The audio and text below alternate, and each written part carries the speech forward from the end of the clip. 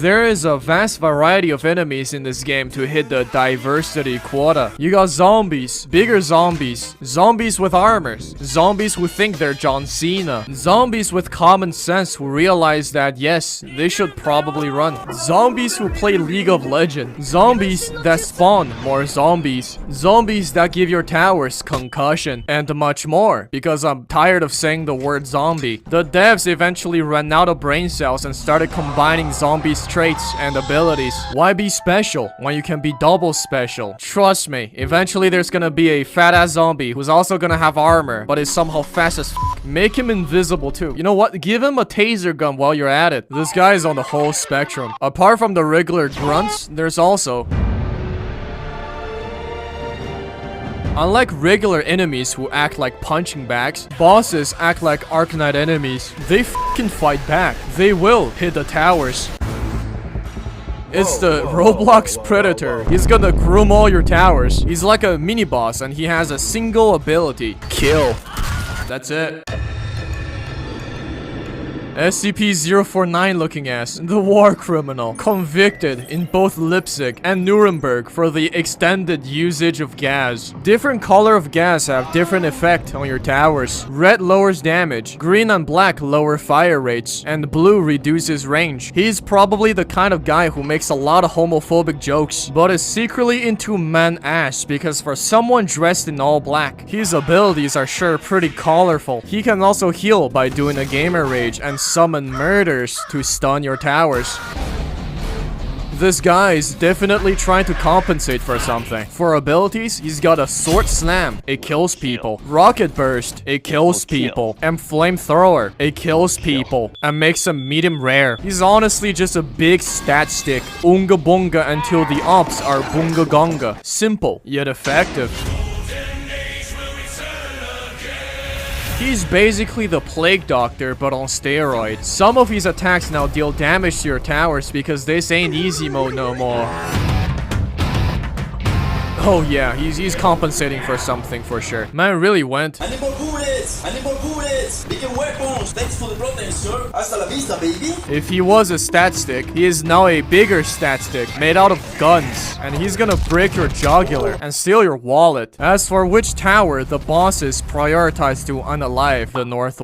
Some abilities target the most expensive, some target the area with the most towers, some are RNGs, and I'm too lazy to find out which does what. I'll leave that to the wiki nerds. Thank you for your contribution. That means, sadly, no. You can't bait every attack from the boss with cheap towers like what you do with gravel from Arknight. However, you can spam them around to lessen the chance for your more valuable towers to get hit. So, perhaps you're safe, John. Perhaps you're not. Who knows?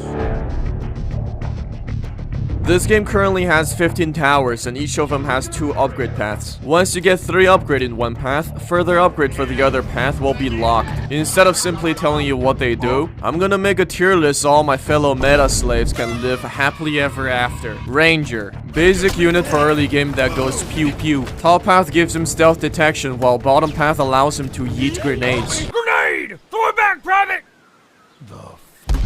Operator is honestly just better. D tier. Operator. Solid early game unit if you don't have laser gunners. It's strong enough so that a few can handle pretty much everything early waves can throw at you. And it's got early detection so you won't get butt f***ed by the first stealth wave. I'm legally blind. Bottom path allows him to call in a 1995 Toyota Hilux with heavy machine gun mounted. If you're very in touch with your inner Taliban, you can spam the shit out of it for some happy car accident and...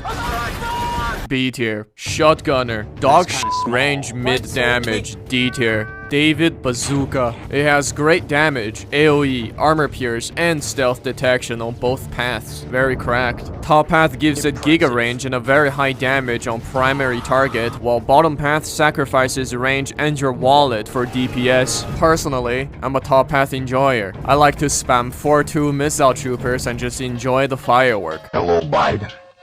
It's Zelensky. We need 5 billion rockets to bomb Donetsk children. Slava Ukraine!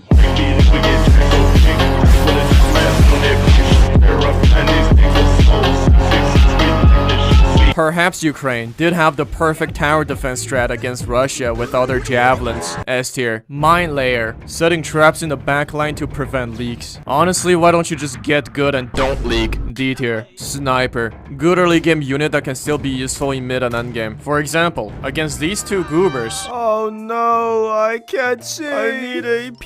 Explosion don't work.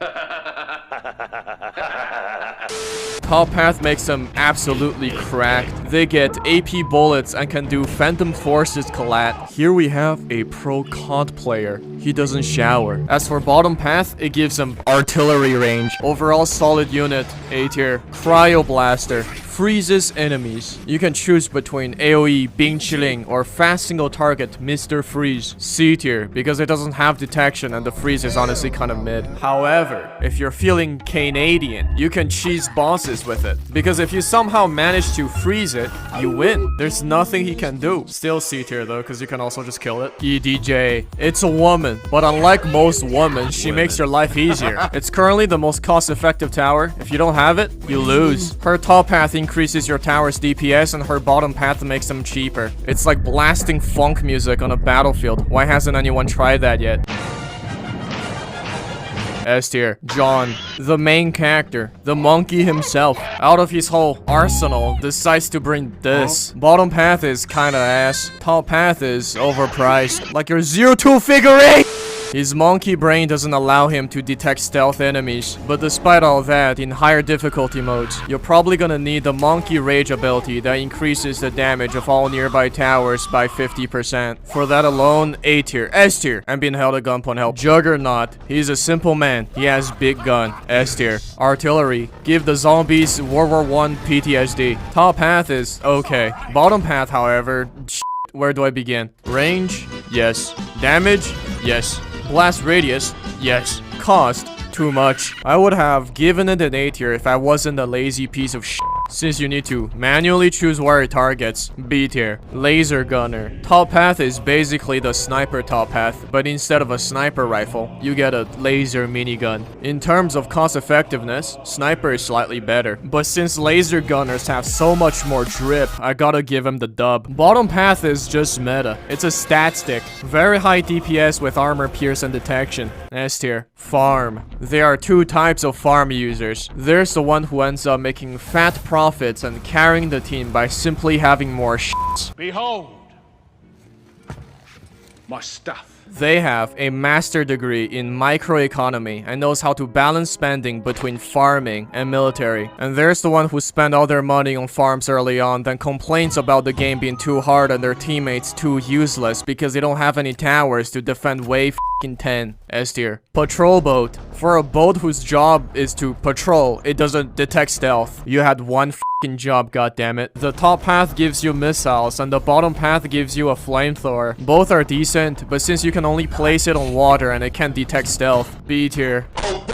It spawns units. Instead of playing tower defense, you'll be playing tower offense. Go to them before they come to you. Top path gives you scouts and railgunners. Both have detection and railgunners have AP. Bottom path is random bullshits go. Brain dead S tier, especially on certain maps where they can blob up. Warship.